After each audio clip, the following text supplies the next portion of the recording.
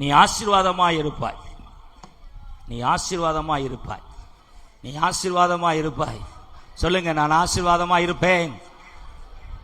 ஏன்னா என் ஆண்டவர் ஆசீர்வதிக்கிறவ. நான் ஆசீர்வாதமாய் இருப்பேன். சொல்லுங்க பாப்போம், சொல்லுங்க, நல்லா சொல்லுங்க. அந்த அளவுக்கு தான் நீ ஆசீர்வாதமாக இருப்ப. சொல்லவே இல்லை, நீ பாவம்தான். நான் சொல்ல வேண்டிய அவசியமே இல்லை.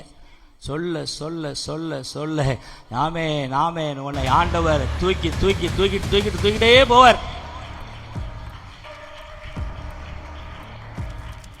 தூக்கிட்டு தானே போறார் மேலே. தூக்கிட்டு போலையா யோசி. நீ பள்ளத்துல இருக்கியா யோசி. உயரத்தில் இல்லையா யோசி. கலக்கமா இருக்கியா யோசி. பிரச்சனை இருக்கியா யோசி.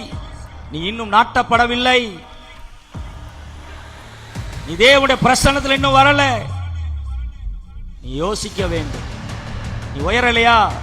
உன் உயர்வுல இருந்து கீழே வந்துகிட்டு இருக்கிறியா? சமாதானம் இல்லையா? சந்தோஷம் இல்லையா? பிராஸ்பரிட்டியா இல்லையா? யோசி. நீ தேவனுடைய ஆலயத்தில் நாட்டப்பட வேண்டும். கர்த்தருடைய பிரசன்ஸ்ல நாட்டப்பட வேண்டும். நாட்டப்பட நாட்டப்பட உனக்குள்ள உள்ள அந்த சந்தோஷம், சமாதானம். ஆமென், ஹல்லேலூயா. என் தேவன் நல்லவர்.